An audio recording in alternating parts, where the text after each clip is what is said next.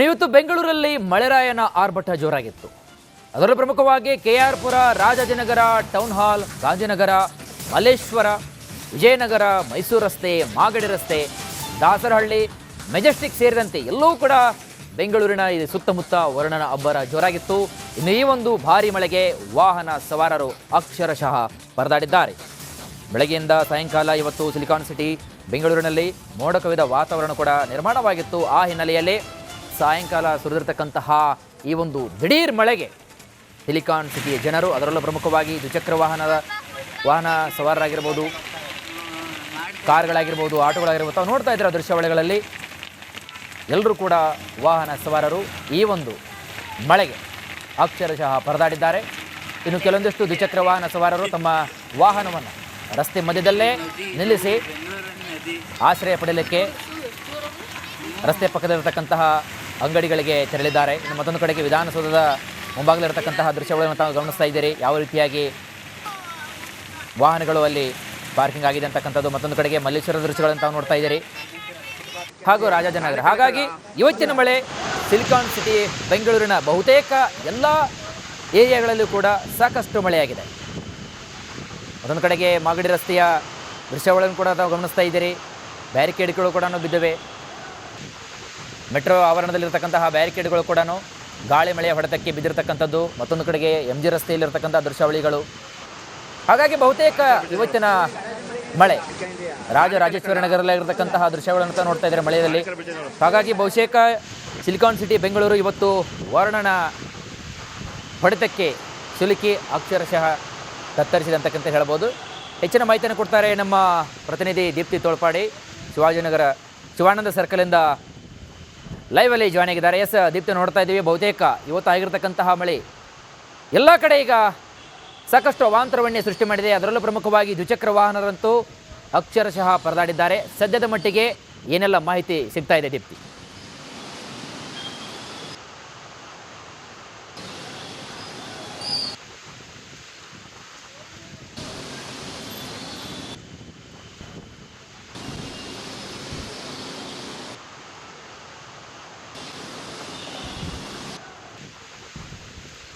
ಬೆಂಗಳೂರಿನಲ್ಲಿ ಒಂದು ಮಳೆ ಬಂದ್ರೆ ಸಾಕು, ಇದಕ್ಕೆ ಕೇವಲ ಗ್ರೇಟರ್ ಬೆಂಗಳೂರು ಅಥಾರಿಟಿ ಎಲ್ಲರೂ ಕೂಡ ಮಾಡಬಹುದು, ಪ್ರಾಬ್ಲಮ್ ಅನ್ನ ಸಾಲ್ವ್ ಮಾಡಬಹುದು. ಆದ್ರೆ ಪ್ರತಿ ಮಳೆ ಬಂದಾಗ್ಲೂ ಕೂಡ ಸಾಕಷ್ಟು ರೀತಿಯ ಅನಾಹುತಗಳು, ಅವಾಂತರಗಳು ಸೃಷ್ಟಿನೇ ಆಗ್ತಾನೆ ಇರುತ್ತೆ. ಅದರಲ್ಲೂ ಮುಖ್ಯವಾಗಿ ಬೆಂಗಳೂರಿನ ಅಂಡರ್ ಪಾಸ್ ಅಂತ ಬಂದಾಗ ಅಂಡರ್ ಪಾಸ್ಗಳಲ್ಲಿ ಸರ್ವೇ ಸಾಮಾನ್ಯವಾಗಿ ನೀರು ನಿಲ್ಲುವಂಥದ್ದನ್ನ ನಾವು ನೋಡ್ತಾನೆ ಇರ್ತೀವಿ. KR ಸರ್ಕಲ್ ಅಂತೂ ಕೇಳೋದೇ ಬೇಡ. KR ಸರ್ಕಲ್ನ ಮಳೆ ಬಂದ್ರೆ ಸಾಕು ಅದನ್ನ ಕಂಪ್ಲೀಟ್ ಆಗಿ ಮುಚ್ಚೆ ಹೋಗ್ಬಿಡ್ತಾರೆ. ನಾವೀಗ ಇರುವಂಥದ್ದು ಶಿವಾನಂದ್ ಸರ್ಕಲ್ ಬಳಿ. ಇಲ್ಲೂ ಕೂಡ ಅಂಡರ್ ಪಾಸ್ ಕೆಳಗಡೆ ನೀರು ನಿಂತಿರುವಂಥದ್ದು. GB ಅವರು ಇತ್ತೀಚೆಗೆ ಇಲ್ಲಿ ಒಂದ್ ರೀತಿಯಲ್ಲಿ ನೀರು ಹೋಗೋದಕ್ಕೆ ಡ್ರೈನೇಜ್ ಸಿಸ್ಟಮ್ ಅನ್ನ ಮಾಡಿದ್ರು. ಅದು ಕೂಡ ಕಂಪ್ಲೀಟ್ ಆಗಿ ಬ್ಲಾಕ್ ಆಗಿ ಹೋಗಿದೆ. ಉದಾಹರಣೆಗೆ ಇಲ್ಲಿ ಡ್ರೈನೇಜ್ ಏನಿದೆ ಇದ್ರ ಮೂಲಕವಾಗಿ ಮಳೆ ನೀರು ಹೋಗಬೇಕಾಗಿತ್ತು, ಆದ್ರೆ ಕಂಪ್ಲೀಟ್ ಆಗಿ ಅದು ಬ್ಲಾಕ್ ಆಗಿರುವಂತದ್ದು. ಮಳೆ ನೀರು ಹೋಗೋದಕ್ಕೆ ಎಲ್ಲೂ ಕೂಡ ಜಾಗನೇ ಇಲ್ಲ. ಹೀಗಾಗಿ ಬಂದಂತಹ ಮಳೆ ನಿಂತಿದೆ, ಆದ್ರೆ ಮಳೆ ನೀರು ಅಂಡರ್ ಪಾಸ್ ಕೆಳಗಡೆ ಹಾಗೆ ಸ್ಟ್ರಕ್ ಆಗಿ ನಿಂತಿರುವಂತದ್ದು. ಸದ್ಯಕ್ಕೆ ಸ್ಥಳೀಯ ಪೊಲೀಸರು ಬಂದು ವೆಹಿಕಲ್ ಮೂವ್ಮೆಂಟ್ ಕ್ಲಿಯರ್ ಮಾಡೋದಕ್ಕೆ ಎಲ್ಲ ರೀತಿಯ ಪ್ರಯತ್ನಗಳನ್ನ ಕೂಡ ಪಡ್ತಾ ಇದ್ದಾರೆ.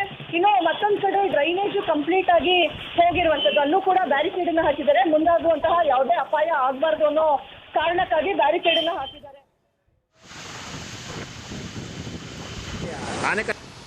ರಾಜಧಾನಿ ಬೆಂಗಳೂರಿನಲ್ಲಿ ಸುರಿಯುವಂತಹ ಮಳೆಯಿಂದ ಸಾಕಷ್ಟು ಅಂಡರ್ ಪಾಸ್ಗಳು ಜಲಾವೃತ ಆಗ್ತಾ ಇರುವಂತದ್ದು. ಬೆಂಗಳೂರಿನ ಶಿವಾನಂದ ಸರ್ಕಲ್ ಬಳಿ ಇರುವಂತಹ ಅಂಡರ್ ಪಾಸ್ ಕೂಡ ಈಗ ಮಳೆಯಿಂದ ಜಲಾವೃತ ಆಗಿದೆ. ಈಗಷ್ಟೇ ಒಂದು ಕಾರ್ ಕೂಡ ಮಳೆ ನೀರಿನಲ್ಲಿ ಸಿಲುಕಿ ಕಾರ್ ಮಾಲೀಕ ಪರದಾಡಂತಹ ಸಿಚುವೇಶನ್ ಕೂಡ ಇಲ್ಲಿ ನಿರ್ಮಾಣ ಆಗಿತ್ತು. ಪ್ರತಿ ಬಾರಿ ಮಳೆ ಬಂದಾಗ್ಲೂ ಕೂಡ ಅಂಡರ್ ಪಾಸ್ ಏನಿದೆ ಅದು ನೀರಿನಿಂದ ತುಂಬ ಹೋಗುವಂಥದ್ದು ಸರ್ವೇ ಸಾಮಾನ್ಯ ಅನ್ನೋ ರೀತಿಯಲ್ಲಿ ಆಗಿದೆ. KR ಸರ್ಕಲ್ ಅಲ್ಲಿರುವಂತಹ ಅಂಡರ್ ಪಾಸ್ಗಳಲ್ಲೂ ಕೂಡ ಕಳೆದ ಬಾರಿ ನಡೆದಂತಹ ದುರ್ಘಟನೆ ಬೆನ್ನಲ್ಲೇ ಅದನ್ನ ಕ್ಲೋಸ್ ಮಾಡಲಾಗಿತ್ತು. ಇದೀಗ ಶಿವಾನಂದ ಸರ್ಕಲ್ ಬಳಿ ಇರುವಂತಹ ಅಂಡರ್ ಪಾಸ್ನಲ್ಲೂ ಕೂಡ ಕ್ಲೋಸ್ ಮಾಡಲಾಗಿದೆ. ಸ್ಥಳೀಯರನ್ನು ಮಾತಾಡ್ಸೋಣ. ಸರ್, ಪ್ರತಿ ಸತಿ ಅಂಡರ್ ಪಾಸ್ಗಳು ಈ ತರ ಮಳೆ ನೀರಿನಲ್ಲಿ ಪ್ರತಿ ಸಾರಿ ಮಳೆ ನೀರು ತುಂಬುತ್ತಾ ಇರುತ್ತೆ. ಅದರಿಂದ ತುಂಬ ಸಮಸ್ಯೆ ಆಗುತ್ತೆ. ಜನಗಳು ಓಡೋದಕ್ಕೆ ಎಲ್ಲ ಪ್ರಾಬ್ಲಮ್ ಆಗ್ತಾ ಇದೆ. ತುಂಬಾ ರಿಸ್ಕು ಅಲ್ವಾ? ತುಂಬ ರಿಸ್ಕು ಮೇಡಮ್. ಕಾರ್ ಏನಾದರೂ ಮುಳುಗಿತ್ತ ಸರ್? ಇವಾಗ ಏನು ಮುಳುಗಿಲ್ಲ. ಲಾಸ್ಟ್ ವೀಕ್ ಆಗಿದಾಗ ಮುಳುಗಿತ್ತು, ನೀರಾಗಿತ್ತು. ಸೊ ಟೂ ವೀಲರ್ಸ್ ಕೂಡ ಯಾವ ರೀತಿಯಾಗಿ ಸರ್ಕಸ್ ಮಾಡ್ಕೊಂಡು ಬರ್ತಾ ಇದ್ದಾರೆ ಅಂತ ನೀವು ನೋಡ್ಬೋದು. ಈ ಒಂದು ಅಂಡರ್ ಪಾಸ್ ಅಲ್ಲಿ ಹೋಗುವಂತಹ ಸಂದರ್ಭದಲ್ಲಿ ಟೂ ವೀಲರ್ಗಳು ಕೂಡ ಕೆಟ್ಟು ನಿಲ್ಲುವಂಥದ್ದು ಸಾಕಷ್ಟು ಸತಿ ಆಗುತ್ತೆ. ಅಂದ್ರೆ ಒಂದು ಅಂಡರ್ ಪಾಸ್ ಅಂತ ಹೇಳಿದಾಗ ಎರಡೂ ಬದಿಯಲ್ಲಿ ಮಳೆ ನೀರು ಸರಾಗವಾಗಿ ಹೋಗೋದಕ್ಕೆ ವ್ಯವಸ್ಥೆಯನ್ನ ಮಾಡಬೇಕಾಗಿರುತ್ತೆ. ಆದ್ರೆ ಅದು ಕೂಡ ಕಂಪ್ಲೀಟ್ ಆಗಿ ಬ್ಲಾಕ್ ಆಗಿರುವಂತದ್ದು. ಈ ಒಂದು ಜಾಗದಲ್ಲಿ ಕಳೆದ ಹಲವು ವರ್ಷಗಳ ಹಿಂದೆ ಅಂದ್ರೆ ಒಂದು 8 ವರ್ಷದ ಹಿಂದೆ ಈ ಒಂದು ಏನು ಡ್ರೈನೇಜ್ ಇತ್ತು ಇದು ಓಪನ್ ಆಗ್ಬಿಟ್ಟು ಇದ್ರೊಳಗೆ ಒಬ್ಬ ವ್ಯಕ್ತಿ ಹೋಗಿ ಸತ್ತು ಹೋಗಿರುವಂತಹ ದುರ್ಘಟನೆ ಕೂಡ ನಡೆದಿತ್ತು. ಆ ಸಂದರ್ಭದಲ್ಲಿ ಇಲ್ಲಿ ಸ್ಲ್ಯಾಬ್ ಅನ್ನ ಹಾಕಿದ್ರು. ಆದ್ರೆ ಅದು ಕೂಡ ಕಂಪ್ಲೀಟ್ ಆಗಿ ಬ್ಲಾಕ್ ಆಗಿರುವಂತದ್ದು. ಅಂದ್ರೆ ಒಬ್ಬ ವ್ಯಕ್ತಿ ತೀರ್ಕೊಂಡ ನಂತರ ಸತ್ತ ನಂತರ ಈ ಒಂದು ಸ್ಲ್ಯಾಬ್ ಅನ್ನ ಹಾಕಿ ಡ್ರೈನೇಜ್ ಅನ್ನ ಸರಿ ಮಾಡ್ತಾರೆ. ಅದು ಕೂಡ ಓವರ್ಫ್ಲೋ ಆಗ್ತಾ ಇರುವಂತದ್ದು ಅಥವಾ ಬ್ಲಾಕ್ ಕೂಡ ಆಗಿರ್ಬೋದು ಅದು. ಸೊ ಬ್ಲಾಕ್ ಆಗಿರುವಂತಹ ಬೆನ್ನಲ್ಲೇ ನೀರು ಕೂಡ ಹೋಗ್ತಾ ಇಲ್ಲ, ಒದ್ದಾಡ್ಕೊಂಡು ಬರ್ಬೇಕಾದಂತಹ ಪರಿಸ್ಥಿತಿ ನಿರ್ಮಾಣ ಆಗಿದೆ. ಅಲ್ಲೂ ಕೂಡ ಬ್ಯಾರಿಕೇಡ್ ಅನ್ನ ಹಾಕಿದ್ದಾರೆ. ಮುಂದಾಗುವಂತಹ ಯಾವುದೇ ಅಪಾಯ ಆಗಬಾರ್ದು ಅನ್ನೋ ಕಾರಣಕ್ಕಾಗಿ ಬ್ಯಾರಿಕೇಡ್ ಅನ್ನ ಹಾಕಿದ್ದಾರೆ.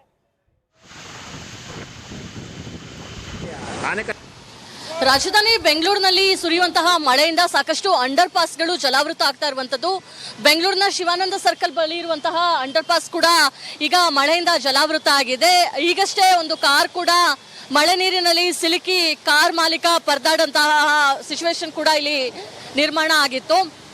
ಪ್ರತಿ ಬಾರಿ ಮಳೆ ಬಂದಾಗ್ಲೂ ಕೂಡ ಅಂಡರ್ ಪಾಸ್ ಏನಿದೆ ಅದು ನೀರಿನಿಂದ ತುಂಬ ಹೋಗುವಂಥದ್ದು ಸರ್ವೇ ಸಾಮಾನ್ಯ ಅನ್ನೋ ರೀತಿಯಲ್ಲಿ ಆಗಿದೆ.